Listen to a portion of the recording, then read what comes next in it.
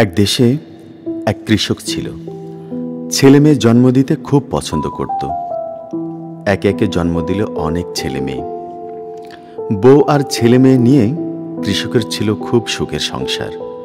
গ্রাম জুড়ে তার ছিল অনেক সুনাম, সবাই তাকে খুব ভালোবাসে। একদিন কৃষকের সংসারে দুঃখ নেমে এলো। হঠাৎ করে তার বউ মারা গেল। তার সংসারে দুঃখের বন্যা বয়ে গেল। কিন্তু বউ ছাড়া তো আর সংসার চলে না। তাই মনে অনেক দুঃখ নিয়ে কৃষক আবার বিয়ে করলেন। কিন্তু নতুন বউ ছিল খুব দুষ্টু।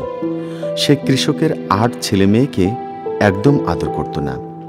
সে সবসময় তাদের বিরুদ্ধে কৃষকের কাছে নানা কথা বলতো। এভাবে বলতে বলতে কৃষকের মন একসময় বিষিয়ে গেল। কৃষক বউয়ের কথায় মেয়েকে অন্য গ্রামে পাঠিয়ে দিল। সেখানে মেয়ে চাষিদের সঙ্গে কাজ করবে, তাদের সঙ্গেই জীবন কাটাবে। তুই কথা শুনিস না? যা, ওইখানে যা, ওই দূর গ্রামে যা। না বাবা, তুমি আমাকে পাঠিও না। আমি একা একা কিভাবে থাকব? না, তোমাকে যেতেই হবে, এই আমার আদেশ। আমি চলে গেলে আমার ভাইদের কে দেখাশোনা করবে? তোর সে চিন্তা করতে হবে না। সে চিন্তা করার জন্য ঘরে লোক চলে এসেছে। বাবা, তুমি আবার ভেবে দেখো। আমার প্রতি এমন নিষ্ঠুর হও না। তোকে যেতেই হবে। সৎমায়ের প্রথম মনোবাসনা পরিপূর্ণ হল। ছেলেদের সম্পর্কে আরও অনেক খারাপ কথা বলল। একসময় কৃষক তার ৭ ছেলেকে ত্যাগ করার সিদ্ধান্ত নিল। এতেও সৎমার মন খুশি হল না। ছেলেদেরকে দূরে কোথাও পাঠিয়ে দিতে হবে, ওরা যাতে এ রাজ্যে আর কখনো আসতে না পারে। সেজন্য সে দরবেশ ডাকল বাড়িতে। কৃষক যখন ঘুমিয়ে পড়ল, তখন সৎমা দরবেশের কাছে গেল। আমি চাই এই ৭ ছেলে কখনো এই বাড়িতে না আসে। তাহলে আমাকে কি করতে হবে? এমন কিছু করে দেন যাতে তারা মানুষই না থাকে। তাদের কি বোবা করে দেব?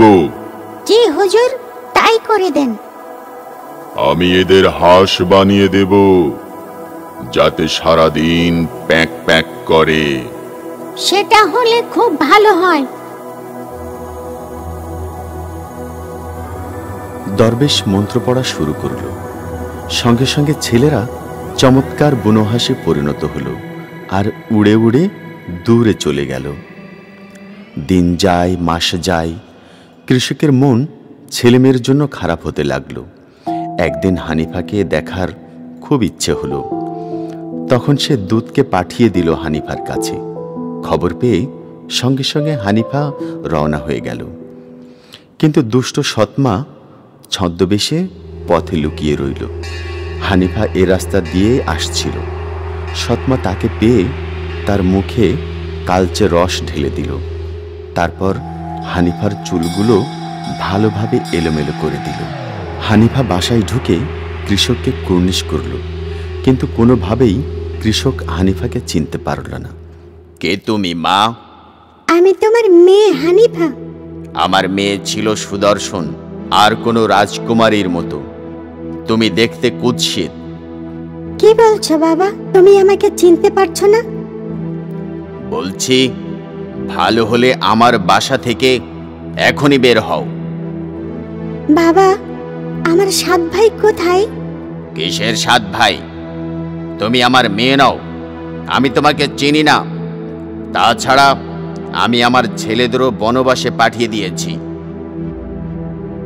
এ ঘটনায় হানিফা খুব দুঃখ পেল। সে বাড়ি থেকে বের হয়ে কাঁদতে কাঁদতে মেঠো পথ ধরে এগোল। আকাশে যখন সূর্য ডুবে ডুবে, হানিফা তখন একটা বড় বনের পাশে এলো। সারাদিনের ক্লান্তি তাকে আচ্ছন্ন করে রেখেছে। সে বনের পাশে ঘাসে ঘুমিয়ে পড়ল। যখন তার ঘুম ভাঙল, তখন সে দেখতে পেল তার পাশ দিয়ে একটা নদী বইছে। এ নদীর পানি খুব স্বচ্ছ, ঝকঝক করছে। হানিফা ঝটপট পানিতে নেমে গেল এবং ডুব দিয়ে গোসল করল। নদীর স্বচ্ছ পানি হানিফার মুখের কালি ধুয়ে নিল। সঙ্গে সঙ্গে হানিফা আবার আগের মতো রূপসী হয়ে গেল। হানিফা ভাইদের খোঁজা শুরু করলো। সে আবার বনের ভেতর দিয়ে হাঁটা শুরু করলো। কিছু দূর যেতেই তার সঙ্গে দেখা হলো এক বুড়ির। হানিফা বুড়িকে সালাম দিয়ে তার ভাইদের কথা জিজ্ঞেস করলো। আপনি কি আমার 7 ভাইকে দেখেছেন? আমি এ পথে কোনো ছেলেদের যেতে দেখিনি, তবে আমি সাগর সৈকতে সোনার মুকুট পরা 7টি বুনো হাঁস দেখেছি। হানিফা নদীর স্রোতের সঙ্গে পা মিলিয়ে চলতে শুরু করলো। একসময় নদী এসে সাগরে পড়ল। হানিফার পথ চলা শেষ হলো। সৈকতে ঘুরতে ঘুরতে সে বুনো হাঁসের সত্যি সাদা পালকে পেল। আর সন্ধ্যের সময় সে আকাশের দিকে তাকিয়ে হাঁসগুলোকে দেখতে পেল। মাথায় সোনার মুকুট পরা 7টি বুনো হাঁস লাইন ধরে উড়ে যাচ্ছে। দেখলে মনে হয় এ যেন একটি সাদা ফিতে উড়ছে। হাঁসগুলো ধীরে ধীরে নিচে নেমে এলো। হানিফার পাশে এসে দাঁড়ালো। সূর্য যখন পশ্চিম আকাশে অস্ত গেল, তখন পাখিগুলোর শরীর থেকে সব পালক ঝরে গেল এবং হানিফা তার 7 ভাইকে ফেরত পেল। শোনো বোন, আমরা সূর্য ডুবে গেলে মানুষ হয়ে যাই, কিন্তু সূর্য ওঠার সঙ্গে সঙ্গে আমরা আবার পাখি হয়ে যাব। আমরা সাগরের ওপারে থাকি, তবে বছরের মাঝে মধ্যে প্রিয় মাতৃভূমিতে আসতে পারি। কিন্তু তোমাদের এই অবস্থা হলো কিভাবে? সৎমা আমাদের জাদু করেছে। কিন্তু ভাই, কেন জাদু করলো? যাতে আমরা আর বাড়ি ফিরে না যেতে পারি। কিন্তু আমি তোমাদের এই অভিশাপ থেকে মুক্ত করব, তোমরা চিন্তা করো না। কোনোদিন পারবে না, এইটা কালো জাদু। তুমি কখনো আমাদের ফিরিয়ে নিয়ে যেতে পারবে না, বরং মাঝে মাঝে আমরা এসে তোমাকে দেখে যাব। এটাই আমাদের শান্তি। পরদিন ভোরে ভাইয়ের একটা চাদরে হানিফাকে বসালো। এরপর চাদরের কোণগুলোতে কামড় দিয়ে ধরে হানিফাকে নিয়ে উড়ে চলল নদীর ওপারে। হানিফাকে নিয়ে ওরা সারাদিন ধরে উড়ে চলল। ঠিক সন্ধ্যের আগে ওরা নেমে এলো একটা সবুজ দ্বীপের উপর। দ্বীপটি খুব সুন্দর।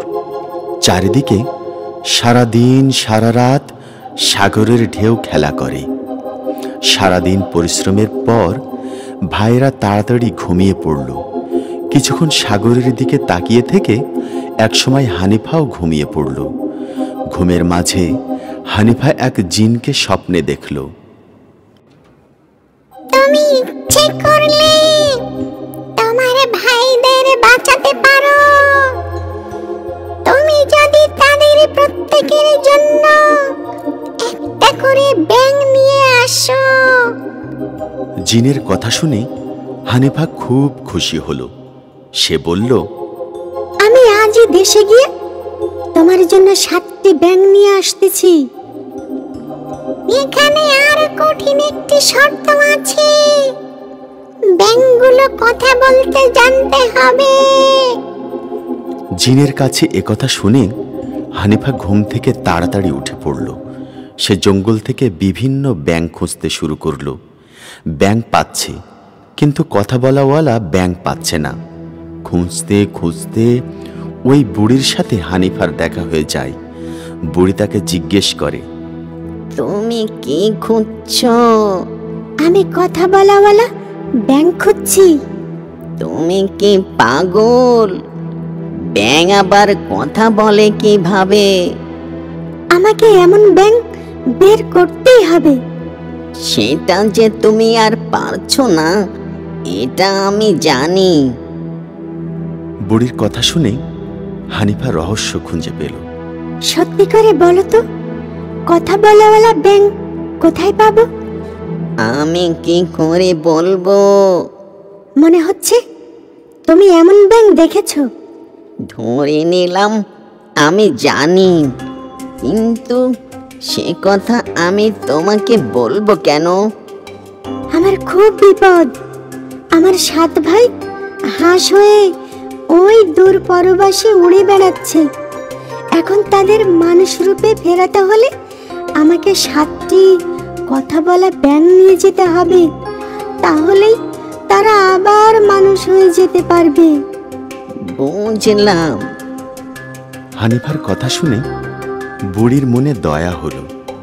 কিন্তু এই ব্যাঙ পাওয়া খুব দুষ্কর। আমার জীবনে একবার দেখেছি এমন ব্যাঙ। কোথায় দেখেছেন একবার বলেন না আমাকে। কবরস্থানে এই ব্যাঙ থাকে। বুড়িমা, আমাকে বলো কোথায় সে কবরস্থান? এখান থেকে অনেক দূরে। আমি কিভাবে যাব সেখানে? জায়গাটা অনেক দূর এবং খুব ভয়ঙ্কর। তুমি একা একা সেখানে যেতে পারবে না। আমি যেতে চাই। আমি আমার ভাইদের মুক্ত করতে চাই। শুনেছি মাসকে মাস ওই কবরস্থানে বসে থাকলেও এই ব্যাঙ ধরা দেয় না। বুড়িমা, আমাকে শুধু একবার ওই জায়গার নামটা বলে দিন আপনি। ওই যে নদীটা দেখছো, এই নদীর ওই পারে একটি নির্জন কবরস্থান আছে। সেখানে গেলে হয়তো তুমি এমন ব্যাঙ দেখতে পাবে। বুড়ির কথা শুনে আর দেরি না করে হানিফা দ্রুত নদী পার হয়ে চলে গেল কবরস্থানে। সেখানে সে অনেক দিন রাত কাটাচ্ছে, কিন্তু কোনোভাবেই কোনো ব্যাঙ দেখতে পায়নি। হঠাৎ করে হানিফা দেখতে পেল কয়েকটি ব্যাঙ হেঁটে যাচ্ছে।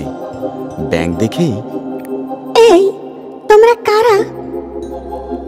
আমরা 7 বোন। ব্যাঙের মুখে কথা শুনে হানিফা 7 আসমান হাতে পেল।